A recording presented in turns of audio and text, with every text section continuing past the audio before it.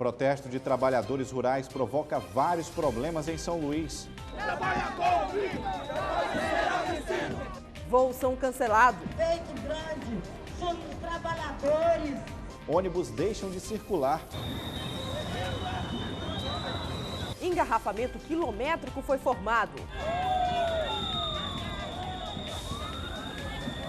Você vai ver na edição de hoje a prisão de uma quadrilha acusada da morte do frentista ocorrida no final de semana. Mais uma operação apreende usuários de crack na capital. Apesar da ajuda, alguns dizem que não conseguem se livrar do vício. Vamos mostrar o raio-x das avenidas da capital. Onde está o erro? Dos motoristas ou das estruturas das vias? E hoje é dia de tambor de crioula. A edição de hoje vai mostrar uma homenagem à manifestação folclórica genuína maranhense. Tudo isso e muito mais. Agora, no Maranhão acontece.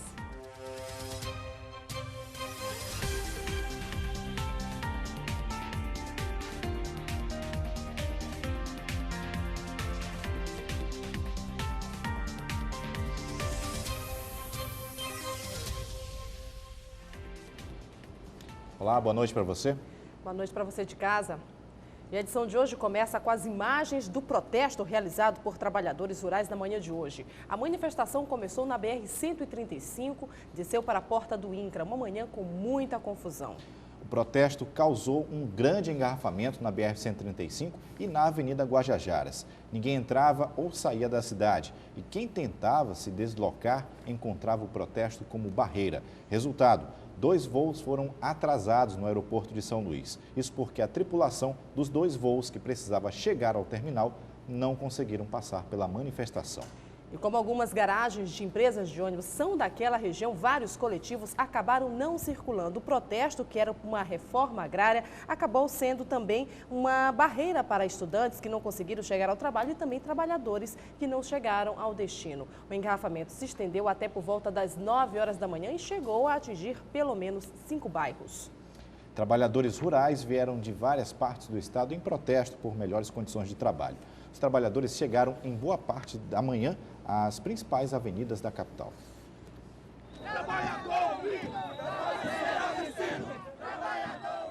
Após a passeata que percorreu as principais avenidas do bairro Tirirical, milhares de trabalhadores da capital e vindos de diversas cidades do interior do estado ocuparam a sede do INCRA em São Luís. Aqui, a maioria denuncia os dramas vividos nos municípios. A realidade lá em Morro está sendo precária.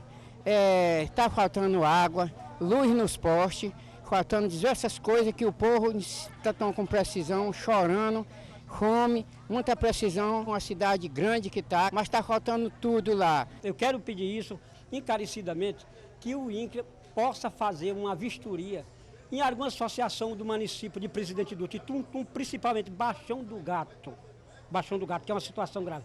Não tem água para beber, não tem estrada, não tem energia. Pensa, é um cantinho do continente africano, né? Dá uma situação caótica, difícil. O principal objetivo do Grito da Terra é denunciar a situação de violência e morte no campo, além da necessidade da reforma agrária em todo o país. Estudantes e movimentos sindicais participaram da manifestação em apoio aos trabalhadores rurais. A gente está contribuindo e ajudando devido a conhecer a realidade do campo, o conflito que existe hoje no campo, a questão do trabalho escravo, que é muito grande no estado do Maranhão. Ainda nesta terça-feira foram realizadas audiências no Tribunal de Justiça do Estado para cobrar os resultados dos casos de violência e morte no campo. Além disso, uma reunião com o superintendente do INCRA vai definir por uma ocupação da sede do órgão por tempo indeterminado. Mais informações sobre o protesto ainda nesta edição. Está confirmado para amanhã um protesto que também está sendo organizado através das redes sociais. Às 5h40 da tarde, em frente à Biblioteca Pública, na Praça Benedito Leite, na Praça Deodoro, desculpa. O ato tem como foco exigir a redução no preço das passagens de ônibus de São Luís, já que o governo federal retirou a cobrança de impostos como PIS e CONFINS sobre este segmento. Em alguns estados, as passagens já tiveram redução de 10 centavos. E a polícia conseguiu prender os acusados de terem assassinado o frentista no final de semana. A morte do trabalhador foi o estopim, inclusive, para a paralisação de ontem da categoria.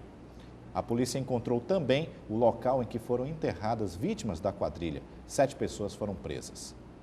Leonardo da Silva, Criste Anderson Cardoso e Regildon Lima foram presos e 4 adolescentes apreendidos. 2 dos adolescentes são acusados de cometerem o crime que vitimou o frentista Carlos Eduardo Nascimento de Jesus, assassinado na noite de domingo. A partir dessa investigação, a polícia chegou ao restante da quadrilha. 5 horas da manhã, a gente chegou até o São Raimundo. Já sabíamos a localização onde eles estavam dormindo e o restante da quadrilha homiziado. E fizemos uma abordagem na primeira residência, a primeira residência localizada lá na Rua 11, ali da Cutia, onde fica próximo ao muro da base. É um local de difícil acesso, as casas são totalmente abandonadas, mas nós cercamos o perímetro todinho, 3 equipes do Serviço de Inteligência e conseguimos obter êxito na prisão do Thiaguinho. A partir da prisão dele, nós conseguimos localizar o restante da quadrilha. Com eles foram apreendidos revólveres, 11 tijolos de maconha, celulares, máscara e esta motocicleta, também roubada. Eles foram capturados na Vila Cutia. O Serviço de Inteligência também encontrou um corpo degolado enterrado em uma área nas proximidades do aeroporto de São Luís. As imagens mostram o trabalho de busca. Eles passaram a localização exata de onde estariam os corpos. Conseguimos identificar num acampamento já estourado anteriormente pela Polícia Militar, pelo Serviço de Inteligência, pela COI, pelo GTA, conseguimos identificar o local onde se encontrava uma das partes do corpo. Eles decapitaram o elemento conhecido como Anderson, que segundo eles era fritão, mas que tinha atrito com a gangue, e eles mataram, decapitaram o corpo, enterraram uma cabeça no acampamento, e enterraram o corpo em outra parte, aqui já nas proximidades do muro da base. Segundo a polícia, esses assassinatos seriam motivados pela disputa pelo tráfico de drogas e também encomendados de dentro dos presídios. E a Polícia Civil fez hoje uma operação de retirada de usuários de drogas de imóveis abandonados. Eles ficavam em casas sem condições de higiene. Todos foram encaminhados para o tratamento no CAPS Álcool e Drogas do Monte Castelo. A primeira abordagem da polícia foi realizada nesta casa na rua Santa Luzia, no bairro do Barreto. Os policiais encontraram 13 usuários de crack ainda dormindo em um cômodo escuro e sem condições de higiene. O segundo local visitado pela polícia foi este casarão abandonado na Rua da Estrela, no centro histórico de São Luís, onde mais usuários de drogas foram surpreendidos enquanto dormiam. Todos foram levados neste micro-ônibus para o Centro de Apoio Psicossocial do Estado, no bairro do Monte Castelo. Nós completamos 2 anos, né? São 8 operações. O quadro que nós tínhamos antes dessa operação, dos 180 que haviam sido recolhidos, 40 haviam sido recebido alta e sido reintegrados à sociedade. E 17 continuam em tratamento. E vamos aguardar o resultado, porque normalmente alguns, no primeiro momento, aceitam o tratamento e outros retornam posteriormente. Essa é a 8ª operação realizada pela Polícia Civil para conduzir usuários de crack de São Luís ao tratamento contra a droga. Apesar da ajuda, alguns dizem que não conseguem se livrar do vício. É o caso da dona de casa Rosalina da Silva, que é conduzida ao CAPS pela 3ª vez. Ela conta que começou a usar drogas há 13 anos. Começou com a maconha e há 8 anos conheceu o crack. E diz que por mais que tente, não consegue se livrar do vício da droga. É difícil demais, demais mesmo. É quase impossível. A senhora já tentou? Já. Ainda não consegui até agora. Não que eu seja uma má pessoa, gosto de trabalhar demais, mas o vício que entrou na minha vida, ainda não pude tirar. Segundo o diretor do CAPS, apesar das dificuldades de algumas pessoas, é possível sim se livrar do vício. Essas não são números, a gente não considera essas pessoas números, a gente considera essas pessoas, cidadãos, onde cada um tem uma história. O problema é que nós, como seres humanos, nós nos acostumamos com o que é feio e com o que é bonito, né? E o feio a gente descarta e o bonito a gente tenta se aproximar. E essas pessoas, infelizmente, estão no mundo feio, que a gente está tentando trazer de volta para o nosso mundo, que é o mundo com cidadania, o mundo com educação, o mundo com saúde. No próximo bloco tem quadro de política. Vamos falar sobre a possível privatização da saúde municipal e as discussões na Câmara sobre a CPI do Bom Peixe. Em instantes.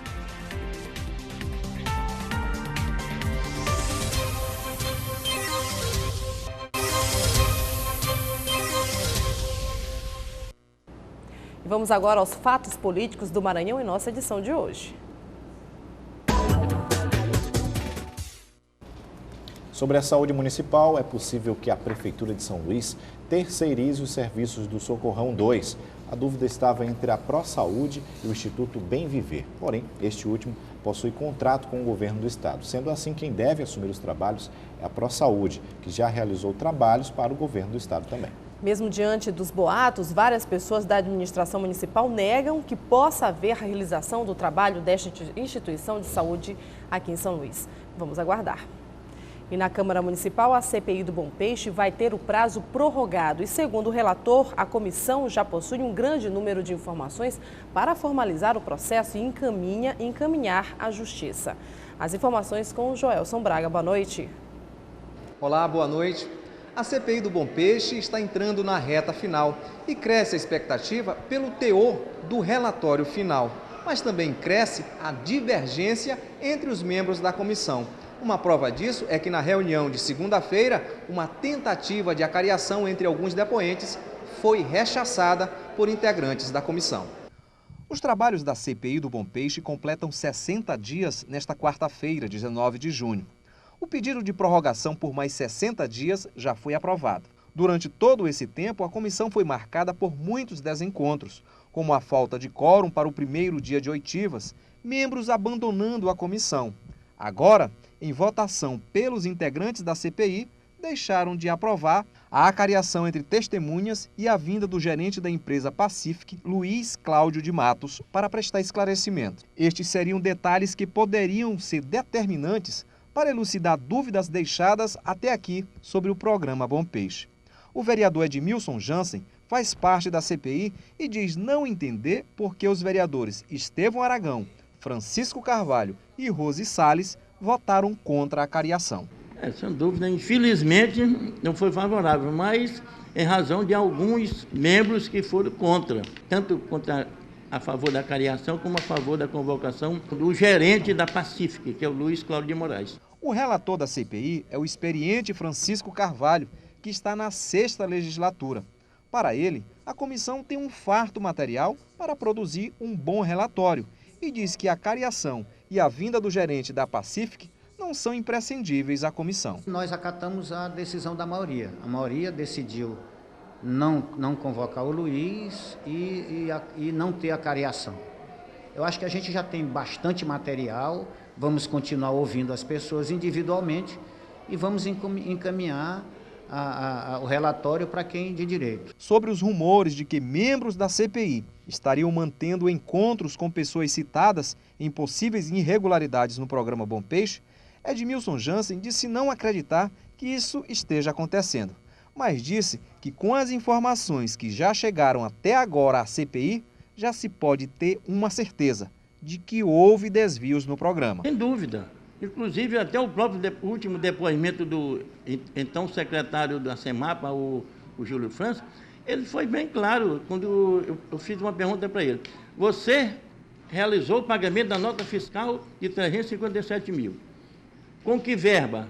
Com que recurso? Ele disse, com o recurso que estava disponível para o contrato. Exatamente, ele fez corretamente o pagamento. E eu pergunto, e durante sua gestão, para onde foi a arrecadação da venda do peixe? Ele não soube me responder. E é isto que leva Francisco Carvalho a dizer que o relatório final poderá pedir indiciamento de envolvidos em irregularidades. Óbvio que nós vamos indiciar alguém, nós vamos esclarecer para o Ministério Público as pessoas que estejam indiciadas nesse processo. Mas caso isso não aconteça, já existe um plano B. Agora, com tanta divergência entre os membros da comissão, já começam a surgir informações de que pode haver a construção de um relatório paralelo ao do relator Francisco Carvalho. Agora é só aguardar para ver o desfecho dessa CPI. Eu volto com você. E aqui no estúdio vamos falar sobre o mais recente programa do governo federal lançado pela presidente Dilma Rousseff, o programa Minha Casa Melhor. O programa oferece financiamento para compras de móveis e eletrodomésticos. Para detalhar o assunto, recebemos aqui Hélio Durante, que é superintendente da Caixa Econômica Federal. Boa noite.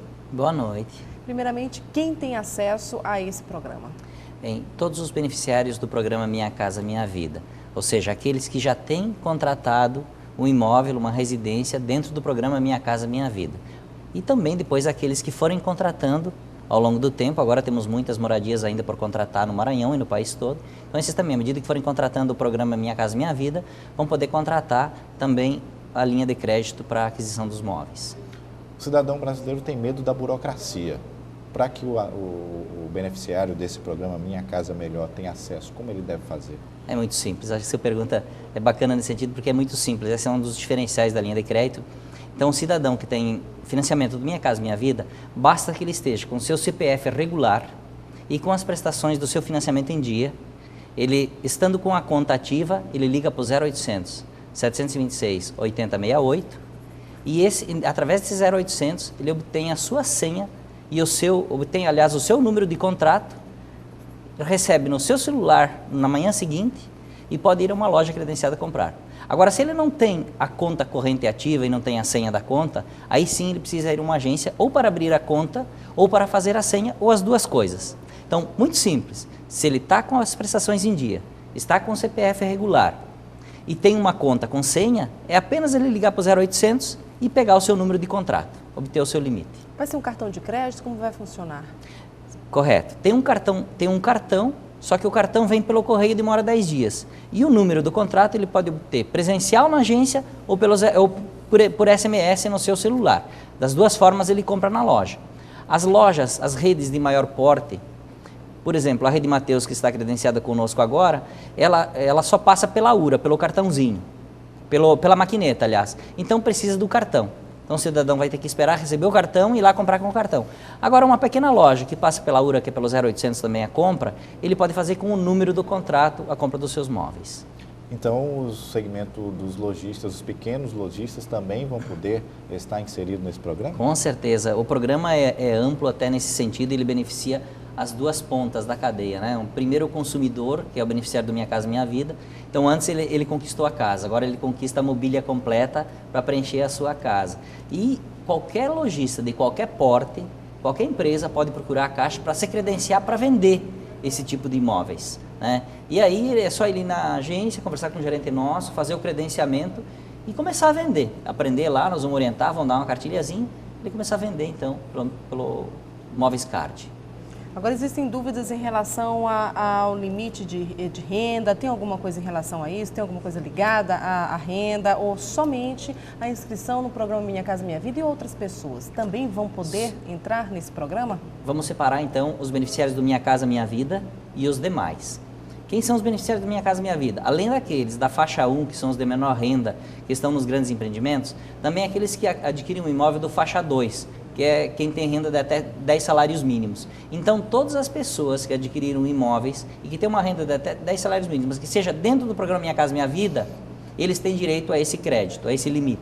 Esse limite não envolve nenhuma análise de capacidade de pagamento. Está lá disponível para cada um dos beneficiários. Mesmo aqueles que compraram pelo Banco do Brasil, mesmo aqueles que compraram no interior, através do programa chamado Sub-50, que é onde a Caixa não atua, mas um banco pequeno tipo Próspero, Bom Sucesso atua, também vão poder ir até a Caixa e obter o seu limite. Agora, quem não é do Minha Casa Minha Vida, como é que vai? Vai na Caixa, vai no balcão da Caixa, tem também uma outra linha de Móveis Card com a taxa um pouco maior, a 1,8 ao mês, essa daqui do Minha Casa Minha Vida 0,40 ao mês, mas que também é uma taxa acessível e qualquer cidadão então brasileiro pode obter essa linha de crédito. E qual o valor, o limite de crédito que ele vai ter para efetuar essas compras e que tipo existe materiais, móveis? De quantidade de móveis, de materiais que ele vai poder comprar? Perfeito. Então, o limite máximo para essa linha de crédito é de R$5.000.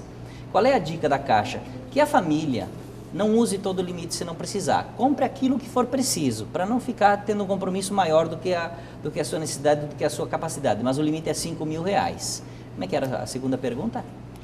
Com relação a quem vai poder, como vai poder efetuar esse tipo de pagamento, esse financiamento. Ele pode ser pago de uma vez, se o cidadão quiser, por exemplo? Ele pode depois ir lá e pagar de uma vez só, ou ele pode pagar em 48 meses. O limite é acertado assim, o financiamento é disponibilizado com um prazo de 48 meses, com até 4 de carência, para ir comprando os móveis.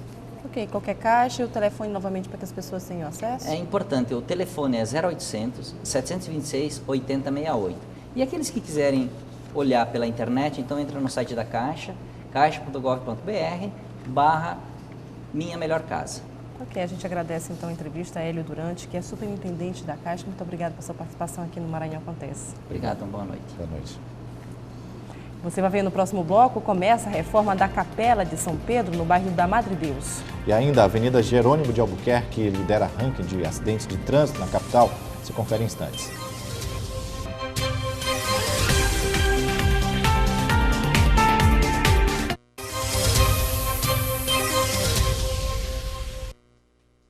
Voltamos a falar sobre o protesto. A repórter Márcia Carvalho tem mais informações.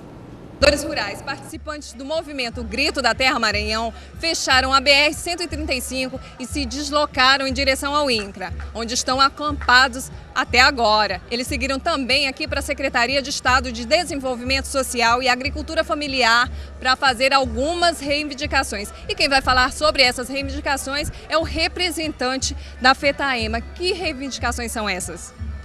O Grito da Terra Maranhão é uma marca do movimento sindical de trabalhadores e trabalhadoras rurais desse estado. Também tem uma pauta que foi entregue há 10 dias ao governo do estado do Maranhão. O governo não se manifestou, não nos recebeu nem audiência e por isso a gente decidiu também ocupar as sedes aonde está envolvido a maioria da pauta de reivindicação do movimento sindical. E nós vamos ficar aqui até quando eles deram uma resposta. O movimento está tranquilo, ocupamos pacificamente. Esse é o objetivo da FETAEMA, esse é o objetivo do movimento sindical. E um grande número de companheiros já voltaram para seus municípios. Nós tivemos aqui, como você já falou, mais de 4.000 trabalhadores, dividido em 4 regionais do nosso estado e que envolveu 214 sindicatos de trabalhadores rurais. E isso significa dizer que o movimento está motivado e mobilizado para tentar negociar a nossa pauta. E isso é que é mais importante. Na nossa compreensão, nós estaremos aqui até na sexta-feira para ver se o governo dá uma resposta para a gente sobre a reivindicação do movimento sindical. O secretário Fernando Fialho já se manifestou, já disse que vem conversar com vocês. O secretário, a princípio, nós criamos uma comissão para negociar com o secretário adjunto e fomos informados que o secretário estava viajando, mas de repente ele chegou, conversou conosco e se colocou à disposição de começar esse diálogo de negociação. A gente está aqui aberto para negociar, nós entendemos que o Estado tem a responsabilidade não só de investir no agronegócio, mas também fortalecer a agricultura familiar. Ok. Márcia Carvalho, para o Maranhão Acontece. Depois de quase ter sido interditada pelo Corpo de Bombeiros, ano passado, a Capela de São Pedro, na Madre Deus, começa a ser reformada.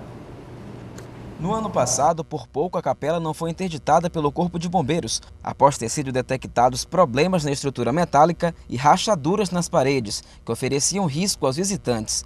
No início do ano, o governo do estado deu início ao processo de licitação para a escolha da empresa que iria executar a obra. Porém, a empresa licitada não oferecia os serviços especializados que eram necessários para os reparos. E a empresa Merli Construções, que havia ficado como suplente, teve que retomar as obras, atrasando os trabalhos em cerca de 2 meses.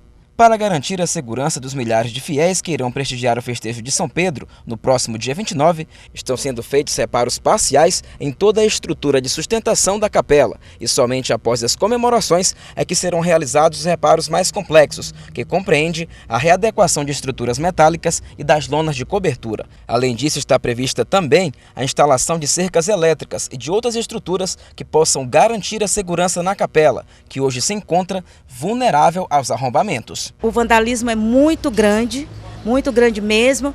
O vigia que nós temos é só na parte da noite e isso não nos dá uma segurança total.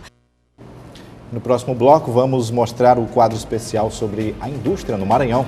Maranhão Acontece volta já já.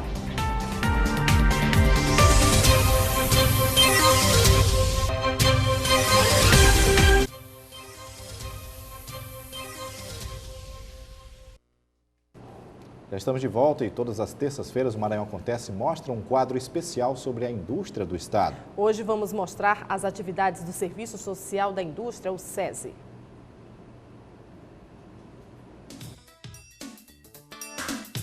Melhorar a qualidade de vida do trabalhador brasileiro. Esse é o foco do Serviço Social da Indústria, o SESI, centrado no eixo educação, saúde, esporte, lazer, cultura e responsabilidade social. O SESI procura envolver, além do trabalhador, a família e a comunidade em geral. No Maranhão, o SESI tem unidades em São Luís, Açailândia, Caxias, Bacabal e Imperatriz. O SESI é o Serviço Social da Indústria e, por isso, precisa trabalhar e tem contribuído muito para fortalecer a qualidade competitiva da indústria e a melhoria da qualidade de vida do trabalhador. E isso é uma relação muito próxima, uma relação direta, porque quando o trabalhador tem qualidade de vida, é claro que tem melhor rendimento para a indústria. Por isso é importante que a indústria invista nesse trabalhador. A educação no SESI é trabalhada através de projetos pedagógicos inovadores, com metodologia própria, oferecendo educação infantil, ensino fundamental, ensino médio articulado com educação profissional, educação para jovens e adultos, educação continuada e educação à distância, em sua rede de escolas e centros multimídia com biblioteca, chamados de SESI Indústria do Conhecimento.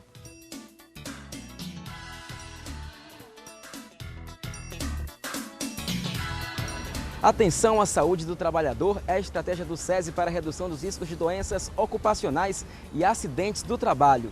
São serviços de qualidade de vida com controle médico ocupacional, assessoria em segurança e saúde no trabalho, ações preventivas e educativas, além de assistência odontológica para o profissional da indústria e sua família. E a saúde caminha junto com o estilo de vida saudável, alimentação adequada e atividade física. Nas pistas de atletismo, piscinas, quadras e campos de futebol nos clubes do SESI, trabalhadores e comunidade têm acesso à prática esportiva, lazer e integração social. Também são oferecidas às indústrias assessoria em responsabilidade social e empresarial para fortalecer a saúde da empresa. A busca de parcerias na responsabilidade social tem gerado muitas ações sociais, como a Ação Global e o Dia Nacional da Construção Social. O SESI incentiva e oferece atividades artísticas e culturais. O envolvimento se dá através de eventos como Carnaval, São João, Festival SESI Música, atividades como teatro, dança, música, mostras e exposições são levadas para dentro das indústrias.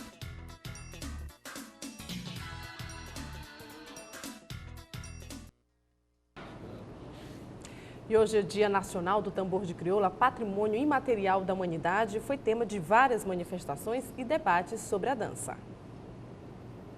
A cidade reuniu representantes do tambor de crioula e autoridades para o lançamento do plano de salvaguarda do tambor de crioula, onde serão desenvolvidas oficinas, festivais e um centro de referência. O plano de salvaguarda foi todo discutido com os representantes da manifestação e eles colocaram as necessidades. Então vai ter oficina de tambores, vai ter oficina para coreira, oficina de cânticos, oficina com as crianças. Tem uma série de ações que estão previstas no plano de salvaguarda visando justamente a proteção dessa manifestação cultural. Trazido para o Brasil entre o século XVIII e XIX por escravos de diversas regiões da África, o tambor é uma forma de divertimento ou de pagamento de promessas a São Benedito, o Santo Negro, e a entidades cultuadas nos terreiros. Em São Luís, existem cerca de 100 grupos oficialmente cadastrados. O projeto de vanguarda tem o objetivo de preservar o modo de fazer o tambor de crioula,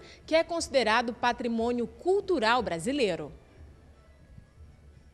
E estamos comemorando hoje, iniciando o projeto de salvaguarda do tambor de crioula. Então, uma data muito importante para todos que fazem o tambor de crioula, que preserva esta brincadeira tradicional, uma forma de manifestação cultural tão importante para o Maranhão. Bom, nossa edição de hoje fica por aqui. Uma boa noite para você e até daqui a pouco no Dia News. Ótima noite para você e até amanhã. TV Guará, diferente por natureza.